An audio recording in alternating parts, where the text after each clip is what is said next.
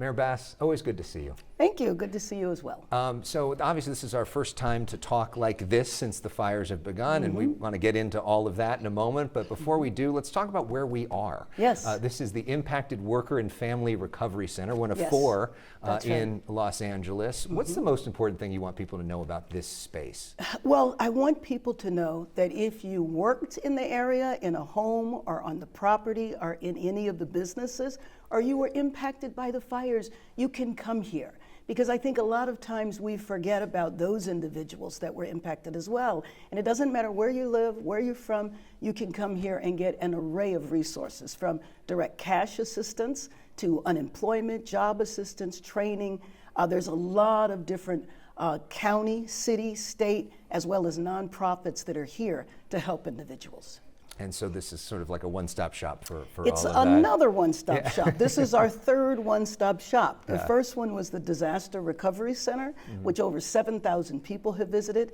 Last week we opened the One-Stop Rebuilding Center, so 12 city departments in one area, so people can begin the permitting process, doing their planning now, which I call phase 3.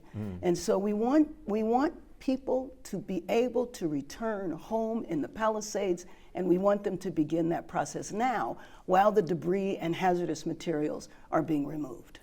So this is our first time to talk about what happened with the fires, and there's been so much said about you, Yes. but not a Lots. lot from you necessarily on some of this in this sort of format. So I want to give you a chance to say, in your words, what was going through your mind during a lot of these big moments. Sure, and let me just begin by saying, while the city was burning, and then right after the fires were barely put out, we moved into rains and mudslides. And during all of that time, I did not think the focus should be on me. I thought the focus should be on the city and the people that were suffering. So the whole thing starts, there's the decision to go to Ghana, which I know you've said was a mistake now. But I just am curious on the thought process behind it. Right. Because we know that there was warnings about the weather before you went, and you still went. What was the thought process behind going to Ghana? So let me just tell you a couple of things. First of all, when the White House called and asked me if I would represent the president, I said yes. It was going to be a very, very short trip, over a weekend and 2 business days. We need to look at everything about the preparation and all of that for the fires, because I think when we evaluate that, we will find that although there were warnings that I frankly wasn't aware of, although there were warnings, I think our preparation wasn't what it typically is, meaning that before there's a major weather event, for example, last week when we knew we were going to get into the rains, you saw us come together and us talk about, get your sandbags, bring the K-rails out. That type of preparation didn't happen. If that had, I will tell you, Elex, I wouldn't have even gone to San Diego, let alone leave the country. But what do you mean there were warnings you weren't aware of? Because I know we were talking about it on the news. A lot of people were talking about the problems, warning that this was going to be a huge deal. So when I talked about it with the fire chief, what she said is that we have warnings of Santa Ana winds a lot, but predicting this, and you saw, from the city, from the county, that level of preparation really didn't happen. So it didn't reach that level to me to say something terrible could happen and maybe you shouldn't have gone on the trip. Why didn't But it to happen? me, I don't know. I mean, I think that that's one of the things we need to look at. So 2 investigations are taking place. One internal to the city, and that's the Fire Commission, because that's mandated by the city charter. So the commission will hire an outside entity to examine everything, the pre-deployment, why were firefighters sent home, all of that should have taken place that didn't. And then also the governor has contracted with the Fire Safety Research Institute, which is a national institute that investigated what happened in the fires in Maui. So everything that happened, including that, needs to be examined. But I will tell you that I felt absolutely terrible not being here for my city and not being here for my family, who was impacted by the fires as well. And so when I say it was a mistake, absolutely, the idea that I was not present was very painful.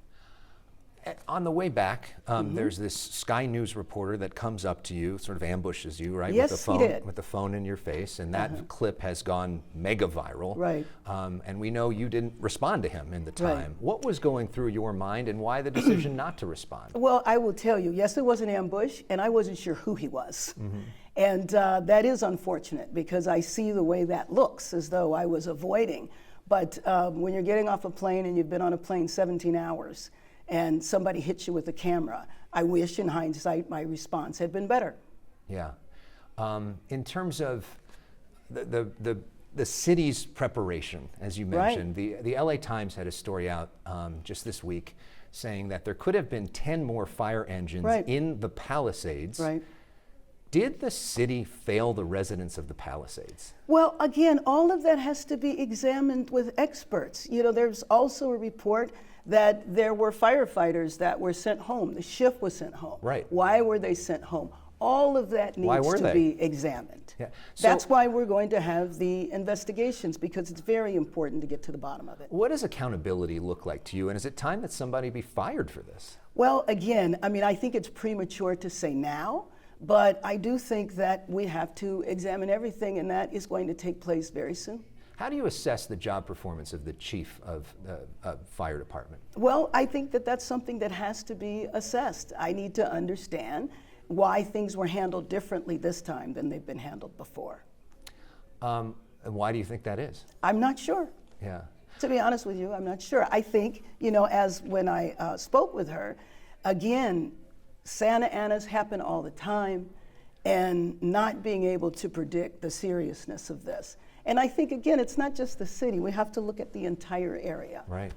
LADWP, we have that reservoir that is offline for repairs. We have all sorts of reports of fire hydrants not having enough pressure. I will tell you that the fire hydrant situation is also something that has to be examined. The reservoir, as you know, was a reservoir for drinking water. The reason why it was empty, it was mandated by the state to be emptied because there was a tear in the cover. In the best of all worlds, one of the things that was so difficult in the fires were the hurricane force winds that the planes could not fly in. So even if the planes had, even if the reservoir had been filled, they wouldn't have been able to have used that. But the fire hydrant issue is something that is a whole separate investigation. It's a combination between the DWP and the fire department. The fire department inspects the fire hydrants. The DWP repairs them. How do we change all of these things going forward at a time when we have so many challenges as a city to begin with? Well, you know what? It raised with me an evaluation of the entire emergency management system in our city, the weaknesses. And I think that that's something that we have to look at as a region, the city and the county. We're preparing for these international events. And so I am in the process of evaluating all of that and looking at restructuring, reassignment, all of that needs to be done. The Steve Soboroff situation, you appointed him, somebody you've known and worked with for a long time, who's been very successful in a lot of situations. This report that he's going to get $500,000 from a series of nonprofits, and then that report becomes public, and then apparently he's working for free. And people are like, what happened there? You know what, first of all, I was very happy to ask Steve to come and participate, and let me just tell you, it took a lot of arm twisting to get him to come, which is why he agreed to come for 90 days. His contributions to our city, building in Playa Vista, in the Staples Center, and the fact that he was from the Palisades. So I was very happy when he did reconsider and decided that he would be willing to do this for free. When you say it took a lot of arm twisting, he didn't really want to help? Well, I mean, you know, how that sounds? Well, I mean, you know, he was involved in a lot of different projects. Yeah. I was asking him to walk away from everything and to come and to help his city. That was the arm twisting. Got it. What has this experience taught you about leadership? Well, it's taught me a lot about leadership in terms of the significance, how you present yourself, what people expect from you, and that's very important. And it's important for me to demonstrate to Angelenos that I can lead. I can lead the recovery and the rebuilding, opening up the centers, doing things faster than was expected, making sure that the permitting process goes smoothly, passing executive orders so that we can expedite things, so that people can return home as fast as possible. And what is as fast as possible? What's a realistic time frame for people to actually start rebuilding and actually get home? Well, I'm hoping that the rebuilding and the planning process can actually start now. But that's going to be individuals. People are in a variety of different circumstances. We have seniors who might have paid off their mortgage years ago and are living on, fixed incomes. We have people that want to rebuild exactly as they built before. Other people who might want to make changes, which then the process would be a little longer for. So what I understand is 3 years would probably be the fastest, but probably it would be more like 5.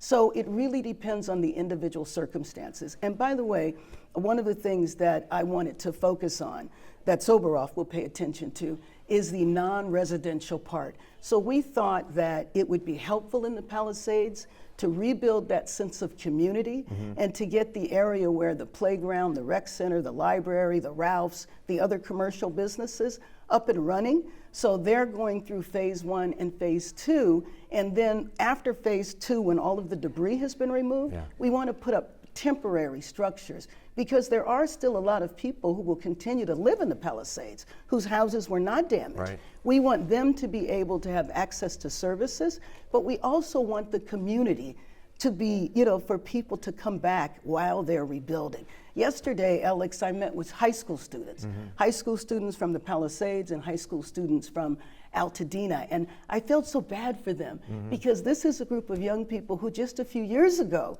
were out of school, and here they are again, and many of them were seniors, and here we are talking again about a graduation that might not take place. So thinking about their emotional well-being as well, and the emotional well-being of everybody who've been impacted. Yeah, and when people hear 3 to 5 years, Governor Newsom was talking about the idea of a year.